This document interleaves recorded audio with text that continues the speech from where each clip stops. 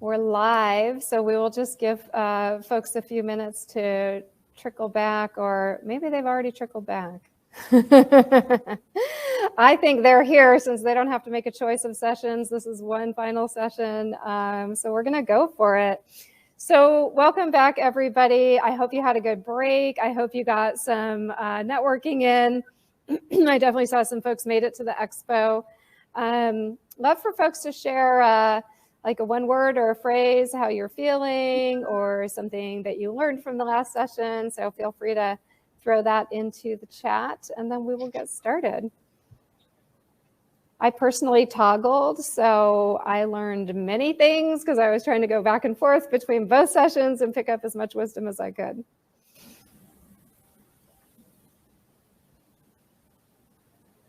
I know that, oh, I'm on the backstage chat, which is why nobody's chatting to me because it's just us. Okay, let's see. Energized, one of my favorite words. Thank you, Miriam.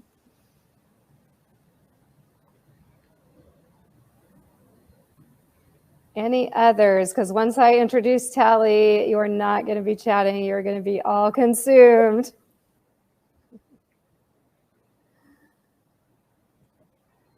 All right, let's do it. Well, I am really excited to introduce Tali Lavarry. We met some time ago now through a mutual colleague, former client, investor, and yeah, I was just thrilled. And since we met, I've tried to find various ways and excuses to spend some time with her. And so I am very excited to share today. We're going to be talking about authentic and courageous DEI, which is so in key with everything we've talked about today, just getting comfortable with the uncomfortable conversations, right? Talking about inviting and sharing topics that even a few years ago were things that were you don't talk about that at work. And now we've gravitated to, you've got to talk about that at work. And again, I know in our profession, we're on the front lines of shepherding these changes and being often the first to step into discomfort. And so we're going to learn a little bit more about how to do that today. Okay, Tali has a long list of achievements. I'm only going to share a few. Tali is the author of Confessions from Your Token Black Colleague, a Harvard Business Review expert, Forbes contributor, and member of Washington State University Foster School of Business alumni.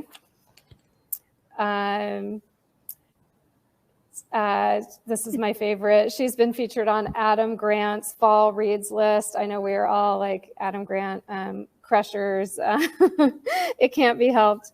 As well as New York Mag and Puget Sound Business Journal, just to name a few. And she is also a native of Shreveport, Louisiana, but currently residing here in Seattle, Washington. So I am going to make myself scarce. Tali, warm welcome, and it's just so great to have you with us today. Thank you. Thank you for having me.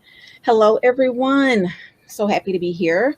So to start out, I know a lot about family dynamics, family roles. I don't know if you know anything about that, but I know a lot about it because my family is one that had all of those roles, right? And I was the scapegoat. And if you know anything about a scapegoat, whether you know about family dynamics or anything, they always are the ones that take on the blame for any and everything, whether they were there or not, right? And we also know that what happens to us as children has a great deal of an impact on who we become as adults. And so when I was about 7 or 8, I had a dream. And this is a real dream.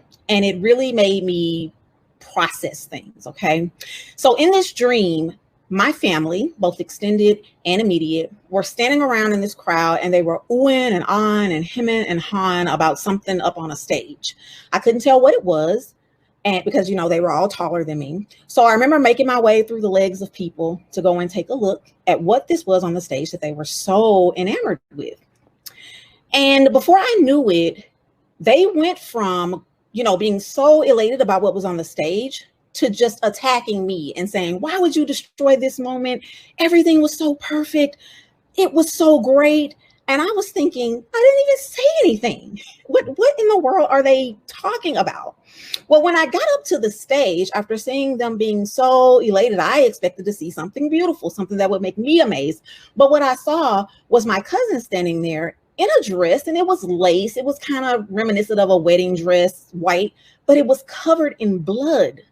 So quite naturally, I guess my face or my energy or something gave away the fact that I was taken aback, like shocked, thinking, wow, there's blood on the dress. It's not great. And that made me think of something. I think that I could have taken that as, wow, you need to really learn to cover up your expressions and act like you don't see things. It had me very perplexed in how I would be. But instead, I learned that I can't cover. I just can't pretend that the dress is white or pretend that the dress is okay. And I found myself in situations time after time after time again, where I was seeing these white dresses and people just went on. And all I wanted to do was just like get the stain off, right? But being in the scapegoat, right? I took the blame for the stain on the dress. Had nothing to do with it, but instead of them, trying to take care of it, it was my problem because I came and I had to look. And for anybody that says, "Oh, the scapegoat, that sounds so sad," don't worry about it. I no longer call myself a scapegoat. I've actually deemed myself the goat at this point. Okay. I can't cover. I can't. So everywhere I've gone, though, I'll tell you, I tried to cover. I thought, I'm going to act like I didn't see it. I'm going to act like I didn't hear it. I'm going to get better at, mimicking. I even got to the point in life, like sometimes at work, I'd compliment the dress, but for some reason, people would always see through me. They would always feel like, I think she's on to us. I think she's seeing our stuff. Right. And so I think that I learned to just embrace the fact that I can get the dress clean. If you think it's great now, what if I could come and get that spot out? And that's what landed me here today. But one of the things that people would always say to me when I'm trying to get that spot out or I'm calling out the spot is, "My, you're so courageous." And in my mind, I'm like, I'm not being courageous. That's just who I am, because calling out the spot, it can create people being upset, right? People don't always want you calling out those things because it makes them have to work. It makes them have to acknowledge it. It makes them have to get to the source of who actually put the spot there, right? So it's so much easier to go along with everybody else and just ooh and ah and him and ha, but that's not who I am. So as I'm here today to talk to you about authentic DEI, real and true DEI, one of the first steps to that is to have courage and to be courageous, right?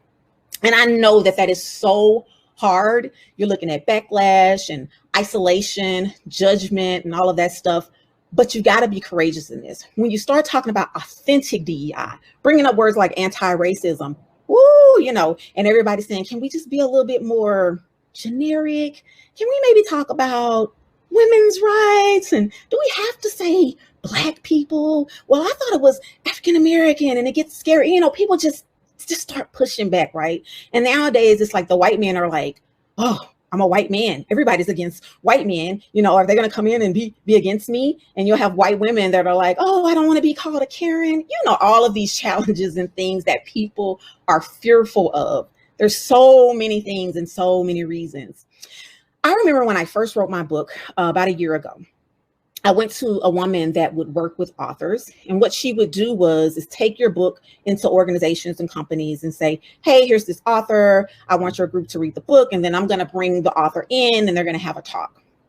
Well, I got on the phone with the woman and she says, "Oh, hi, we're both Southern belles, you and I, She said, "And that I work with top executives, white males, people out on the East Coast. And I'm sure you understand that us with our Southern accents, I could never sell you." And I thought, wow. I mean, she was just, here she is with her Southern accent. She's selling and having her business. But she said that she could never put me in front of a certain audience and that they would never hear from me. If only she would have had the courage to do it. Michaela had the courage to put me here with my accent. And so it just takes courage to do those things that don't seem like the status quo or the thing that you're accustomed to doing. What I found in DEI lately is that people are taking the very same corporate messages that you've been doing forever, and you're tying like this DEI bow on it. And you're saying, oh yeah, this is DEI. You know, you're bringing people forward that present in a way that feels comfortable, right? Or feels safe. And they're not saying the things that are kind of pushing the envelope. They have certain accolades or education, and you're looking over those that might have real life experiences, right? The entire reason that I'm here today is because I wanted to be the woman that I needed when I was in corporate America. And sometimes that person that we need looks like us, talks like us. The person that you need looks like someone like me, talks like someone like me. Okay. And so that's a way in which you can be courageous, right? So here I am, Southern accent and all. Michaela believed in me. Here I am giving this message, and I do believe that it's going to be beneficial. I'll tell you the story. So a couple of months ago, there was a HR professional, Black woman, late 50s, had a TikTok that went viral. On the TikTok, she said, hey, all of you young Black professionals, I want to tell you how to get a job. If your name is ethnic, something in it, and Issa, Keisha, Aquanita, any of those things, Talisa, such as my name, I want you, when you turn in your resume, to not put your full name. You need to put your initial and your last name. That's the only way they are going to look at your resume. That's the only way you're going to get the job that you want. And while a lot of people could argue, well, there's statistics that show people don't hire people with ethnic names. And there's statistics that show when you show a name that is more white sounding, they do get picked up better. People say that. I also had a friend, an HR recruiter, Black woman. She said to me, I totally get it. As a recruiter, I have a quota to fill, right? I need to get these applications in, and I want mine, to be picked up. And that's how I earn my income. So I too would look over the resume that said Aquanita. Wow, right? Well, while people defend this and they say, well, we got to do what we got to do, I say that we should have the courage to start putting those resumes in front of the people that make the decisions and have the courage to call out this kind of nonsense, right? Because what my name is does not determine my capabilities and the things that I'm able to do on a job, okay? And after we become courageous and we do these courageous acts and we're presenting things that are not the status quo, we have to remember to be collaborative, meaning that we've all got to work together. Now, over the past 18 months or so, there's been this big push for all of this diversity, equity, and inclusion work in the workplace. And it has been refreshing for some, but also very frustrating, especially for those in human resources. There's been tons of debates about who does this, how do we do it, who do we bring in, how much of it is your job, how much of it is my job, right? All sorts of stuff, right? But I'm here to tell you that none of us can do it alone, right? And here's the other thing. There's been a lot of conflict about how do you and I work together? As the HR professional, how do you work with the DEI person? And a lot of times I've had to tell people, I'm not your enemy. I'm not a person that's here to work against you. I want to work with you. The bottom line is your DEI practitioners, we're not enough. You as an HR department, you'll never be enough. All of your ERG groups, your board, any of these DEI committees that are popping up, it's not enough. Your book clubs, oh my gosh, you've got strategies and toolkits and all this stuff that's coming up. None of it is enough if we do not work together and if we are not committed to continuously working together. When it comes to authentic DEI, we need all hands on deck. One thing about this work, it is not easy and it is extremely exhausting. Some people don't want to say that, but I said that I'm here to be authentic, so I got to keep it real. This work is exhausting. So why on earth would we be arguing over who's going to implement what and who's going to do what? In fact, you have a different perspective than I have. I have a different perspective than you have. We need every little piece that we possibly can to work together to get this stuff done, right? 1 second. So I do this workshop. It's called 8 Components of an Inclusive Work Environment. And in that workshop, I go over everything from onboarding to training to the different career path of the different people that are working, career development, the whole 9. And in that workshop, what I really love is that it gives every participant an opportunity to see how every portion of every piece of a business needs to work together in order to make the workplace inclusive, right? And make sure that there's a sustainable work path for everyone within it. And every time I do the workshop, people are thinking, wow, I did not realize how every single component and piece work together to create this environment. And the more that we work together, the less strenuous and the less taxing the work is, right? Okay. Then there's way more work to be done than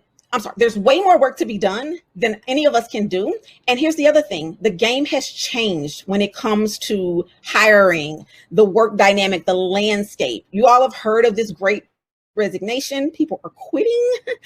People are sharing their salaries now. There's no more hiding it and you get to pay someone this or not pay someone that. No one cares about all the threats. They're going to talk about what they want to talk about. They are demanding higher, there's a higher demand for livable wages, right? They are talking, they're doing more. And so we have to keep up with those times.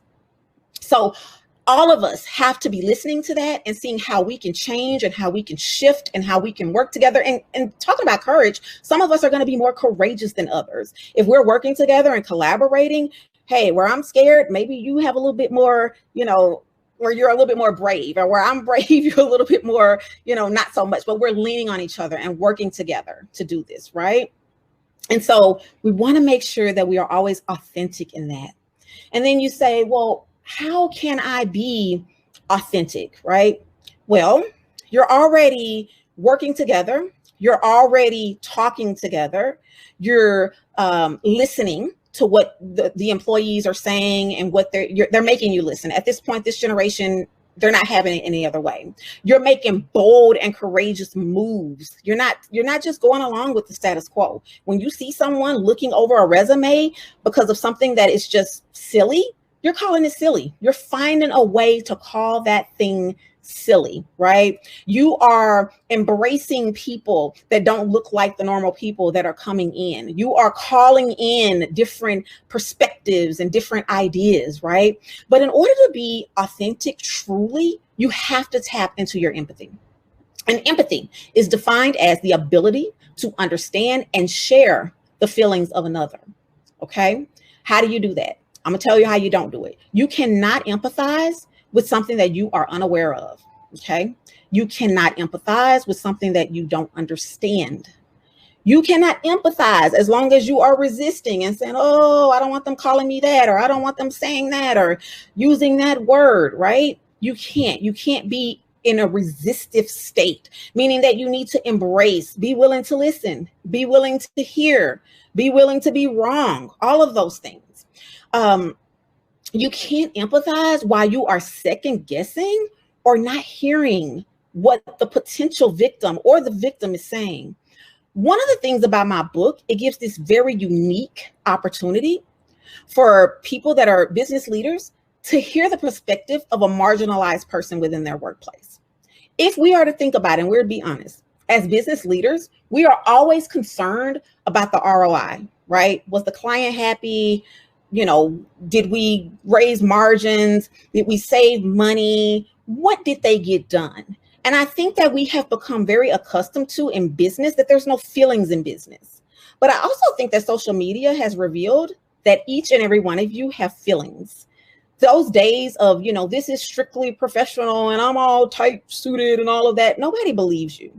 You have empathy for somebody, right? You're capable of empathy. And at some point, you have to be willing to stop and listen and have concerns for those that people are telling you you're doing a great deal of harm. In this workplace where there's all of this discrimination, or, you know, you hear all about the microaggressions and things like that. In this workplace, there's so much that contributes to systemic racism, which is a whole system with many different legs and avenues of things that have happened since way before I was born and will be happening forever, right? There's this whole system. And this workplace piece is just one tiny portion of it. But you have to be willing to take the responsibility for the part that you play in it, right? You're going through the resumes, you play a part in that. It's time for you to become empathetic about who it is that you're dealing with, empathetic about those that you're looking over. It's time for you to understand how much of an impact, just an impact, you play in some of the tiniest roles. You may not think it's a big deal, but it's time for you to really start to understand how you may be harming people. Sometimes your desire to just look away, act like you didn't see it, act like you didn't know, it's harmful, right?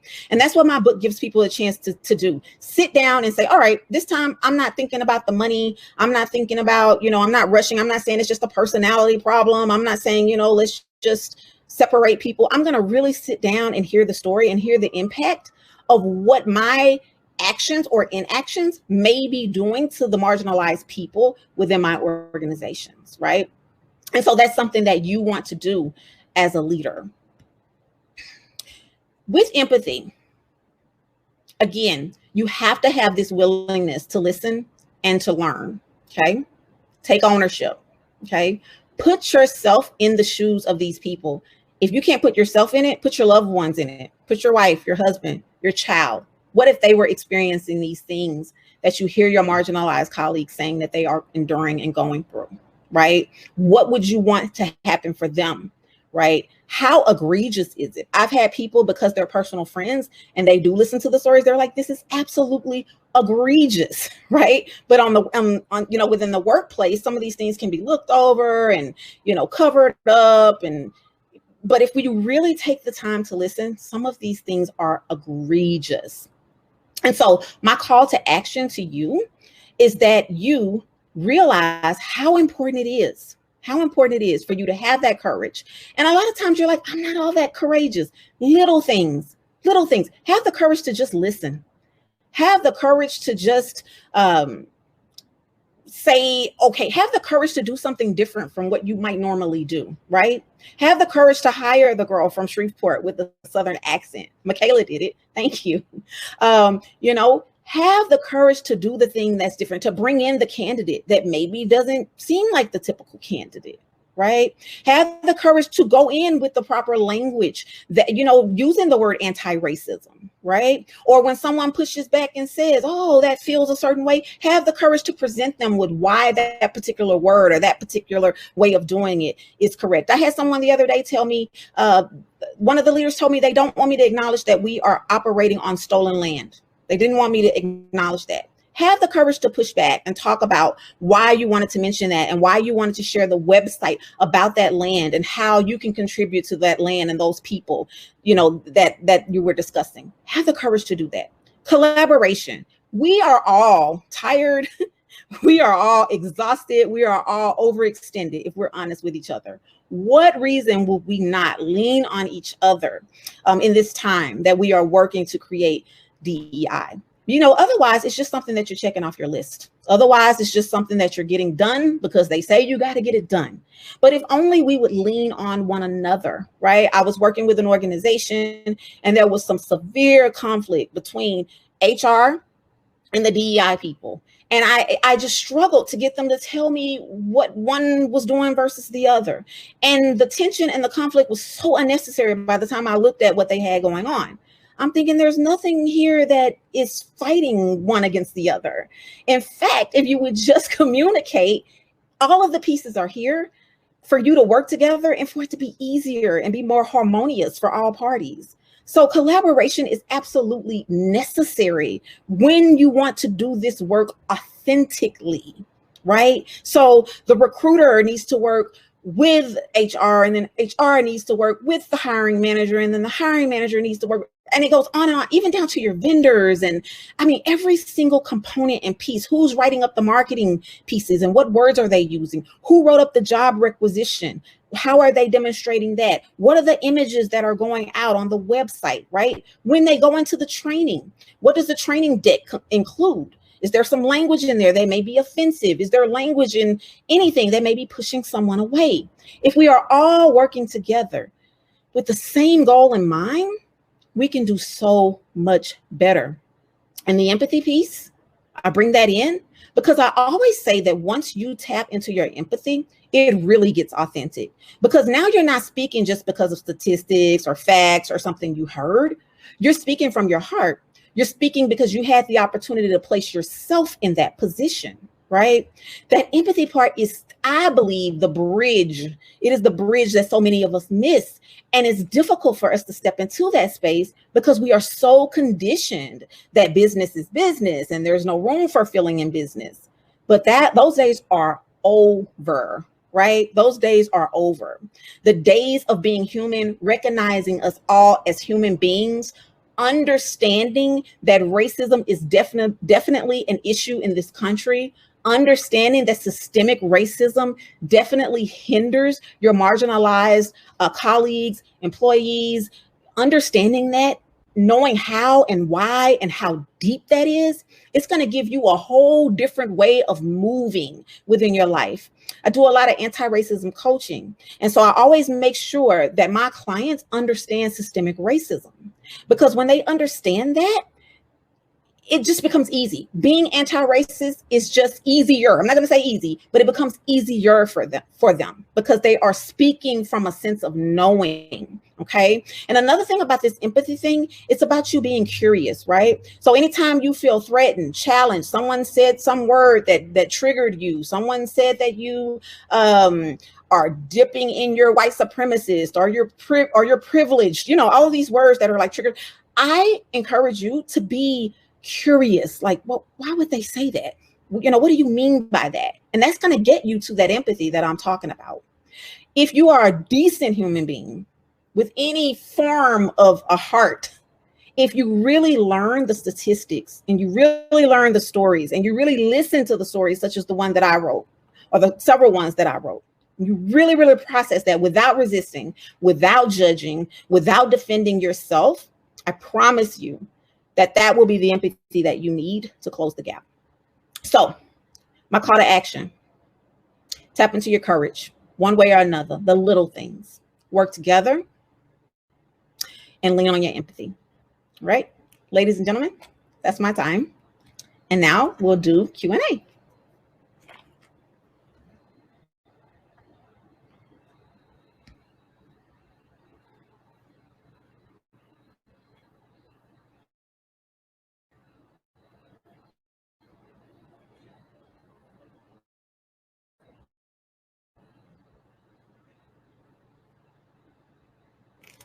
I see that Michaela, who had to use an American name on her profile, and a candidate who asked if she should remove her hijab on her profile photo.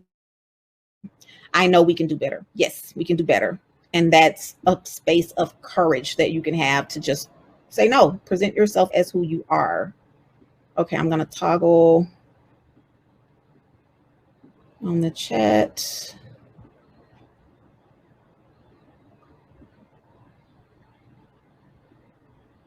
Okay.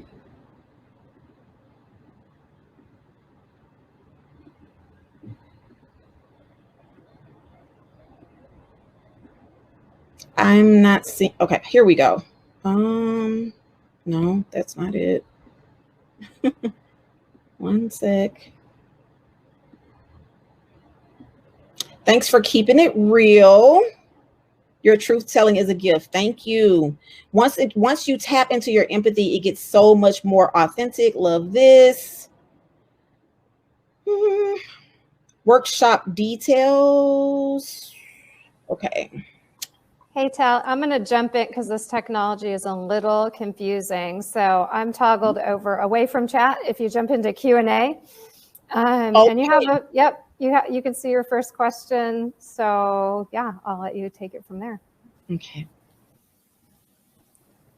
Yeah, I'm toggling from all three of them.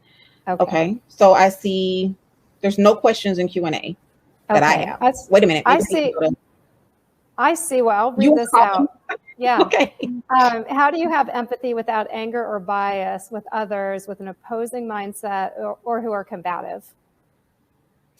Yeah, so so once you become curious, right? Anytime you're faced with someone that's angry or combative, and I get it, you're going to feel your feelings, but I also want you to be curious. Find out, like, why are they so angry? An example, recently in Texas, they had these abortion laws that were, people were tussling about. And Black women seemed very angry online, saying, white women, how dare you? Why are you talking about this? We've been going through these issues. They're taking our children. And the white women are like, what is the problem? Why are they so mad?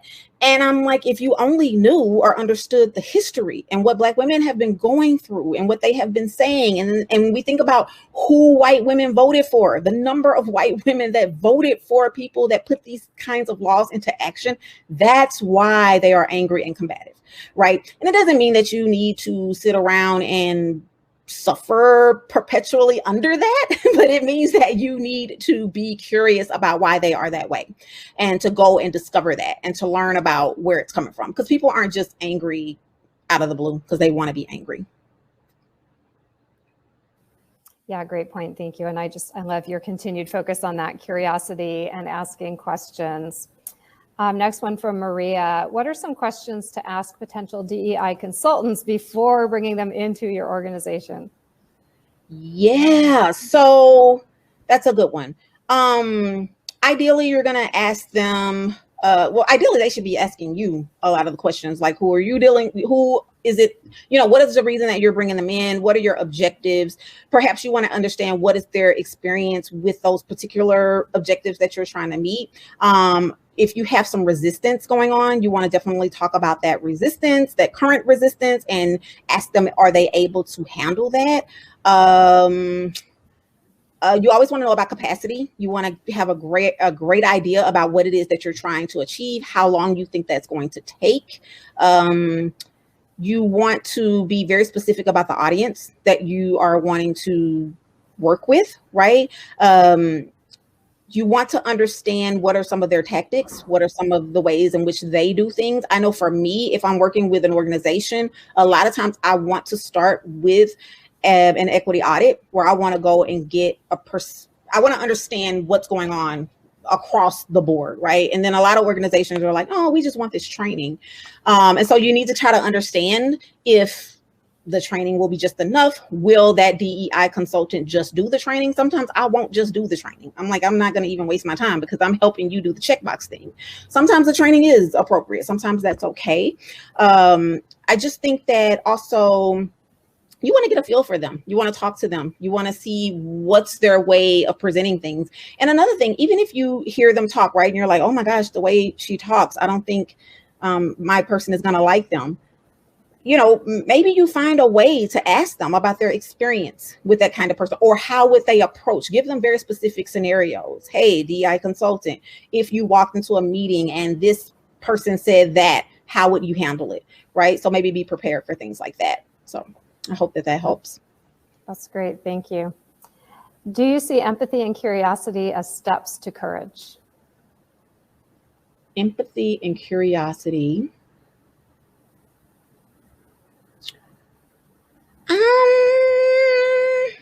Perhaps. I do believe that it can give you that little wind beneath your wings that you need to be courageous.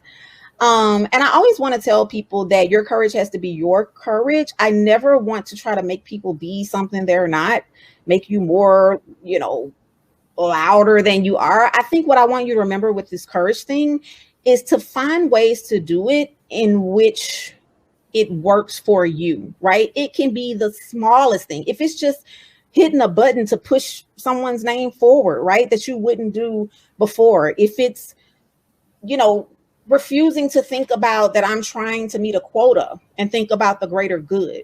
things of that nature. But yes, definitely having empathy and learning will help you to want to be more courageous, among other things, right? That are going to help us as we reach towards being more authentic. That's great. All right. I can see people are feeling a sense of I see safety it. because we have some good meaty questions here. So I'm an individual contributor without a ton of power at my company. If leadership provides a checkbox DEI training, how can I challenge or bring it to their attention? Play good cop, bad cop. No.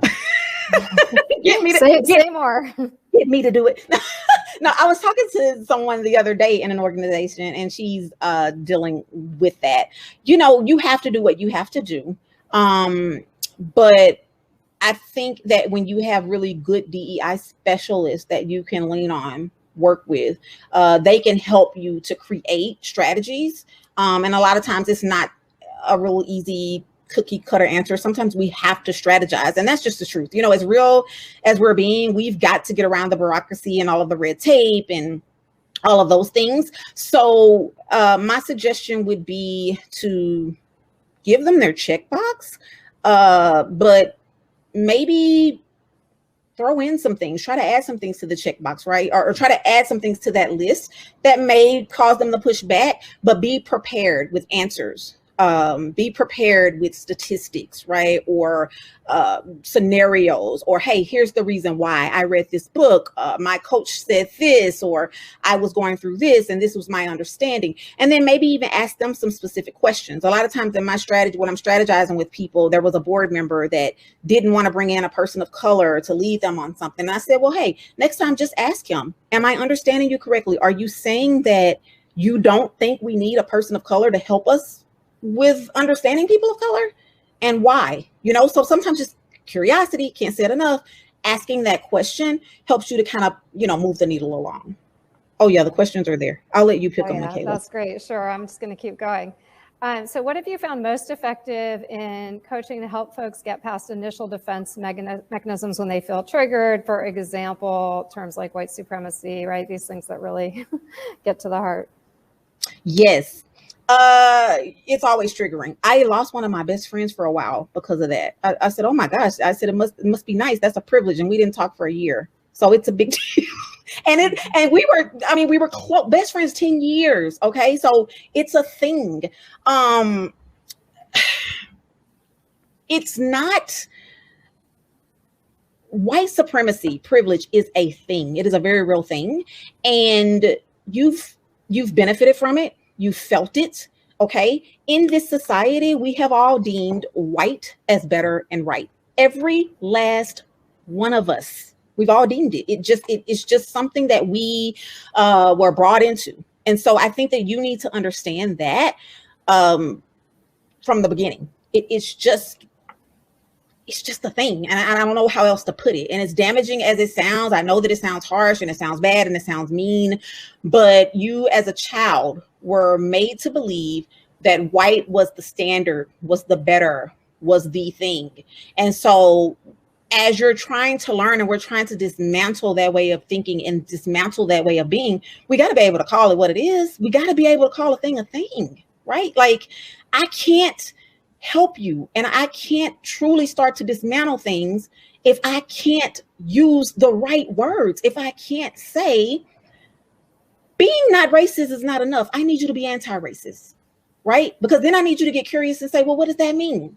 And then I'm going to start talking about how being anti-racist means moving in action and actually doing, right? And then I'm going to be able to tell you how you can specifically do that, right? And how it's not this cookie cutter thing, but you specifically. I just coached a group of women and I said to them, I want to know what you do in your daily life, what you're good at, who you're around, who you have access to. I'm going to show you based on that how you can be anti-racist. If they were afraid of the word, we can't move forward, right? I don't have time. We don't have time, right? If we're trying to move the needle, we're trying to move things along, we're trying to be on the right side of history, we don't have time to get caught up and hung up in words. We don't. Truth of the matter is, this country was founded on white supremacy. White people have benefited and continue to benefit from white privilege. It just is what it is, right? And as long as you are offended by that and all uptight about that, we can't move forward. So how do you get over it? Get over it. Get over it. Just get over it. It's not about you. It is about you, but it's all of us, right? Don't take it. It is what it is. Yeah. Yeah. Thank you. Let's talk a little bit more about training. So there's a question, how can we determine the impact of training and make sure the lessons are being implemented? So not just surveying people, but really how can we measure that impact and behavioral change? I love that. Accountability, have some accountability in process one way or another, right? I always like to say, maybe it's something that's on your agendas within teams. Maybe there's a checkpoint. Maybe there are goals and objectives and things that you are working on doing together, and you can hold each other accountable during those checkpoints. Because the thing is, when you start working on this, it's so easy to be like, all right, did the training done, and you walk away, right? But if you really want to make this work real, first of all, you got to set some very realistic goals, because again, it is tiring, it is exhausting, it is all the things. Like, I've had people that are, they come in and they are ashamed, or they try not to say, I'm just tired of it. I'm like, no. We have to be willing to admit that I am just tired. I can't deal with it this weekend. I need to turn the TV off, and I got to take care of me, right? So making it a sustainable path, making it a sustainable journey, something where you're checking in occasionally.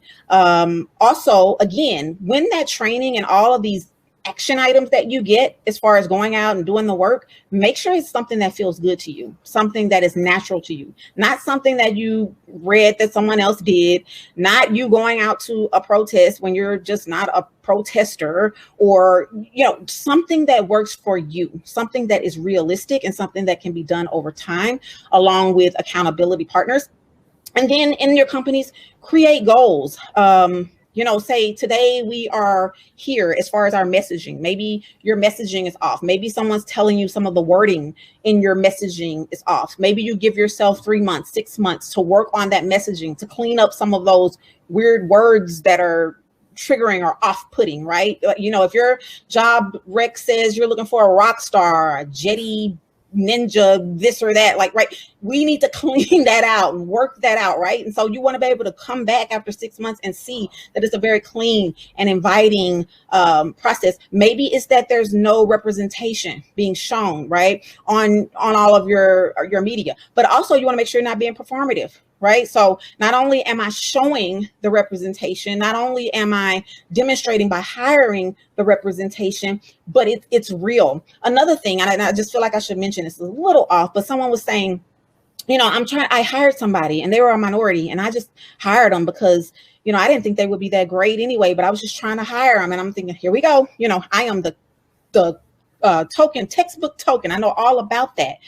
And it's like, well, I couldn't find anybody with the qualifications. Well, perhaps your qualifications should be adjusted, right? Perhaps what it is that you're looking for that says this is a candidate, is that Xing out certain people. How do you shift that? Or no, we don't want to change that so much. Maybe it's that you see a candidate, a marginalized candidate, and you say, if only they had leadership skills, this certain soft skill, or this certain training and something in particular, I'm going to invest in that. Because I understand systemic racism and I understand the deficit that they started at, and I can empathize with that, right? And I can understand all of that. I'm going to now invest in getting them to the place where they will meet all of the check boxes, right? And so you want to be able to see those things over time, and how everybody is, putting into and collaborating to make sure that these things happen. And so that time we can say, okay, 3 months ago, we didn't have anybody. We have put this person through training. We've done this representation. We've cleaned up this language, things like that. And this can get really deep. There's a lot that goes into that, but this is the simple answer, to just set some benchmarks and goals that you can get through, and then follow up on them as much as possible. All right, great. I find this next question interesting. Regarding recruitment, a manager requested Spanish preferred as a job requirement. Is it a legal issue? There was a non-Spanish speaking applicant who felt that was discrimination. Oh, a little bit of that reverse. Yeah, I would say, as an HR background, I can jump in. If something is pertains to the job and is a valid job requirement, it's not discriminatory. So if there was a reason why a Spanish-speaking individual would, perform better, or, maybe there was a need to speak with Spanish-speaking customers, that is not discriminatory. I think also by the fact that they put it as preferred, so it sounds like they were open to speaking to people who didn't have the Spanish language skills, but maybe that was like an added plus. So no, not illegal to include something that is actually required or useful for the job. And then there's a kind of, news, information, and media question with so much now actual fake news, fake news, unreliable news resources. How do people know where to look that's reliable and truthful? And I'll narrow this, maybe specifically to this kind of a topic, right, about sort of DEI in the workplace, social justice, et cetera. Look at who follows them, who engages with them, who promotes them, right? That's how I would research that and dig into that and see if that lines up, right? Does that really make sense? So if the person is speaking on behalf of marginalized groups or, different people, are those actual people the ones that are following them? Are those the people that they are actually helping? You'll see some people that'll say, I'm all for this group, but what are they actually doing to help that group? So if they are saying they're for the group, but they are attracting people that are not the group, it's probably a sure sign that something's not meshing. Mm-hmm. So look for influencers that actually influence people that are in agreement with the cause. I hope that answers the question. Yeah, thank you.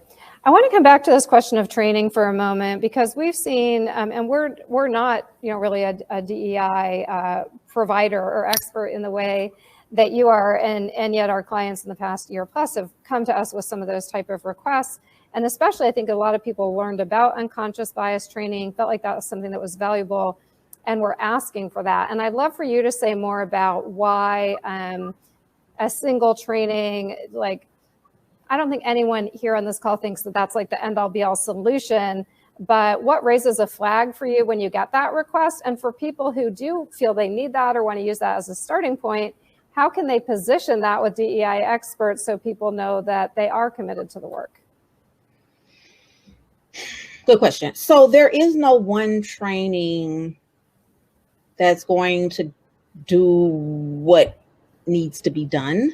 There just isn't, right? There's you could do a series of different trainings. And in my opinion, even though I have trainings that I've developed, I still need to be able to cater them to the audience that I'm speaking to. I really need to know where you've been, where you plan on going, where you don't want to go, what things may be in the way of us getting there. Like, there's just no way, in my opinion, this is not a cookie cutter thing. It's just not. There's just no way you're gonna go through it and I'm not able to really make it specific to your organization, the dynamics within your organization. Who are they? Where do they come from? Who's resisting? Who holds the power?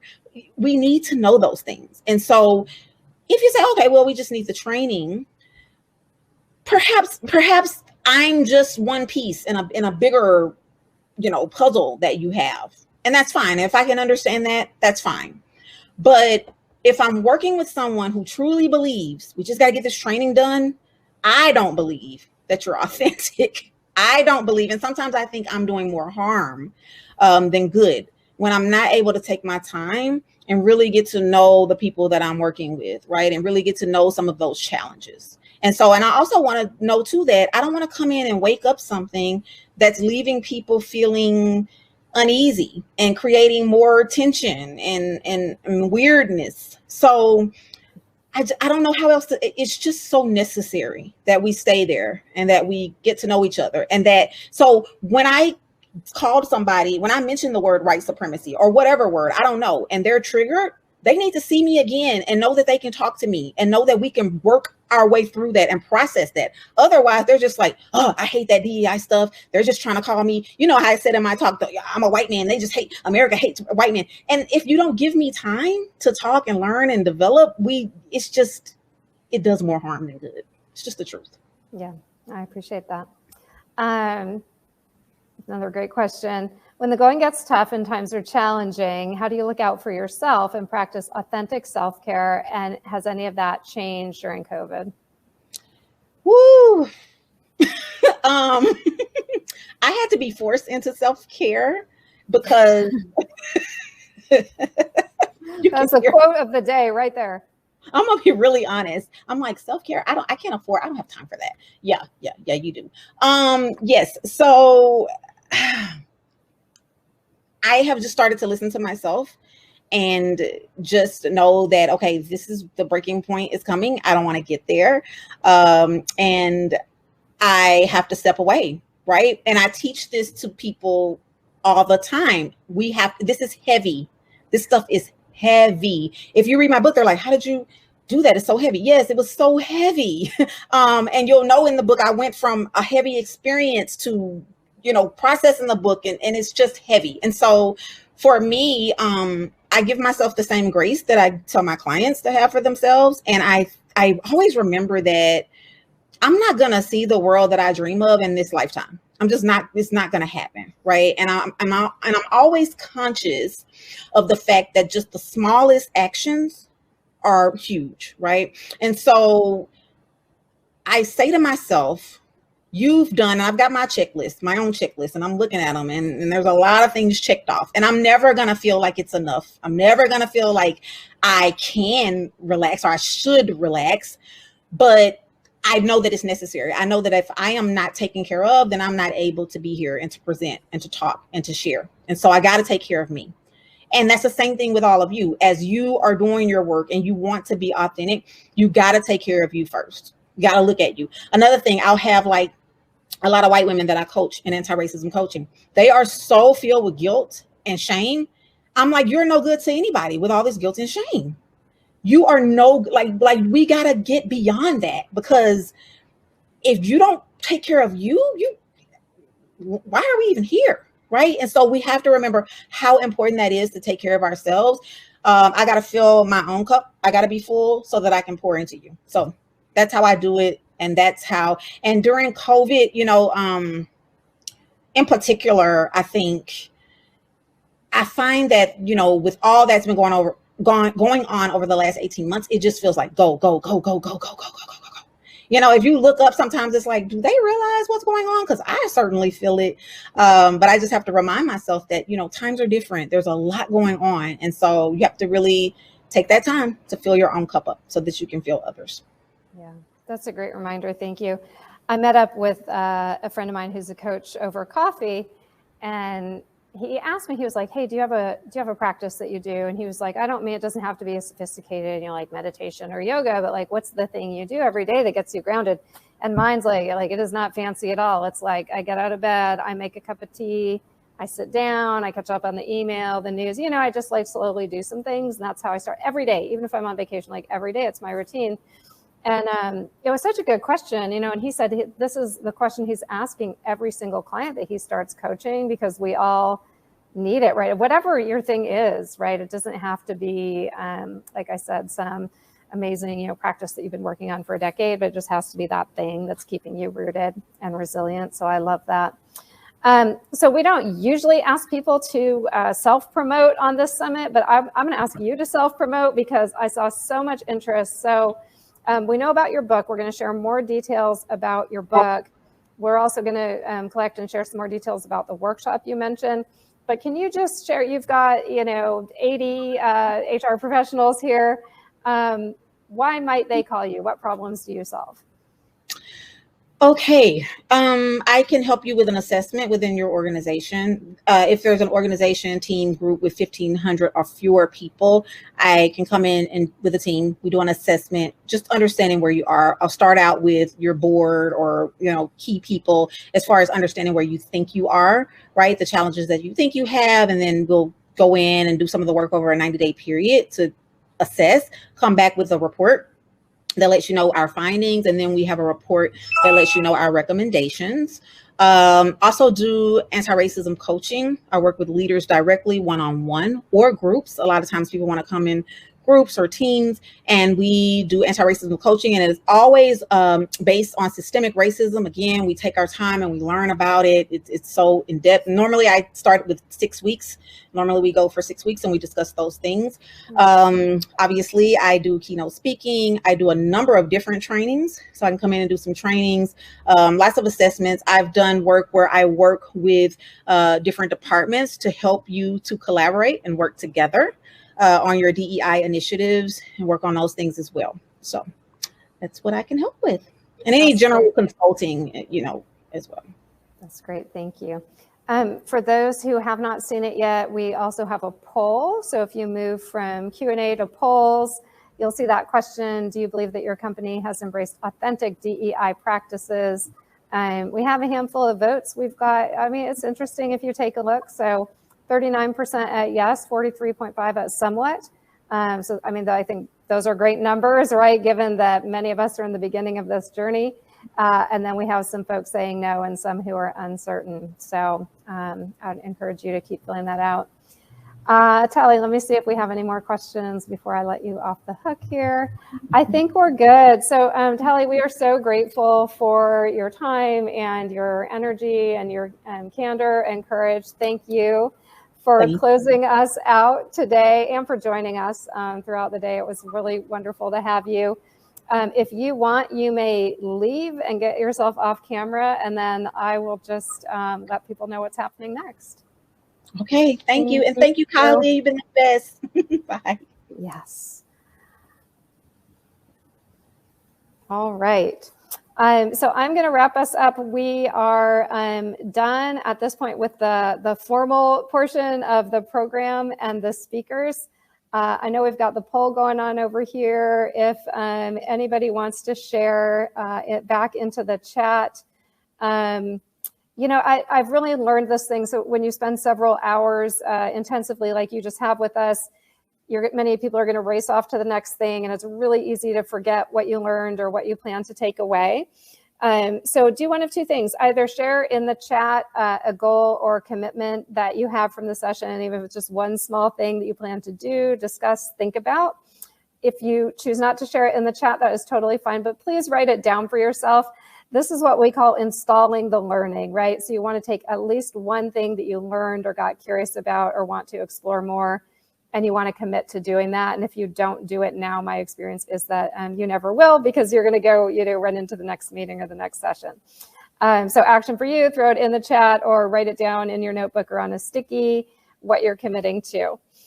Okay, with that, so we're formally ending the program, but we have more things going on. So there's networking. If you want to jump into networking and you can have a chance to meet with some of the other participants today, you're welcome to do that. There's also an expo, and two of the folks will actually be live in the expo. It is Parker Staffing, and I believe it's Tali. Kylie will tell me if I got that wrong. But they're going to actually be there live in the expo to answer questions for you. The other thing is, many of you know this already, but Reverb just released our first ever online on-demand training for managers. Oh, intentionalists, sorry. It's intentionalists that'll be live, not Tali. Thank you. So for the last 12 months, we were working on our on-demand training program, which just came out. It's about 90 minutes of content, but it's taking people roughly 20 hours to go through that experience. So over a period of a few weeks or a few months.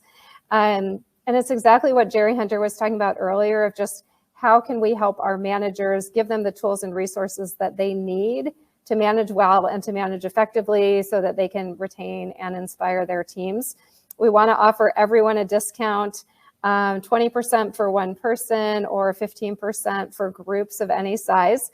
Kylie's going to throw in the code and the link, and then that's also going to be in an email follow-up that you should receive tomorrow.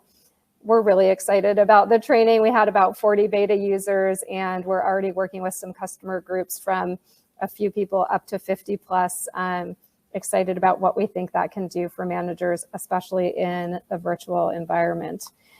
So thank you for everyone. And Kylie, I don't know if you want to come on screen, but huge thanks to Kylie. You know, in past years, this event was all hands on deck for the Reverb team. This year, really Kylie managed the whole thing single-handedly and just started reminding us, hey, like, go prep and go make sure you know how to log into the tool. Everything else she did, and it ran so smoothly. So huge thanks from me and the team to Kylie. And yay, Kylie. Thank you. Hi. And we bought her gifts from General Purpose. So she's full of, like General Purpose swag. For anyone who doesn't know, it's coffee and the most amazing donuts in the world. So this is great. We love seeing you all and hearing from you all. Thanks for the engagement. Stick around, stay on. And then we're also going to do an Uber, what did Kylie call it? Roundtable / networking / party for anyone who wants to hang out. You can tell us how to join that, and I'll be there. I expect a bunch of the Reverb team will be there as well for anyone who wants to chat or learn more. Yeah, so when we did this last year, I actually had to extend, I think we extended by an hour the end time because we were all just so chatty at the end, which was awesome. So I put in starting at 12:25, and I'll put instructions in the chat.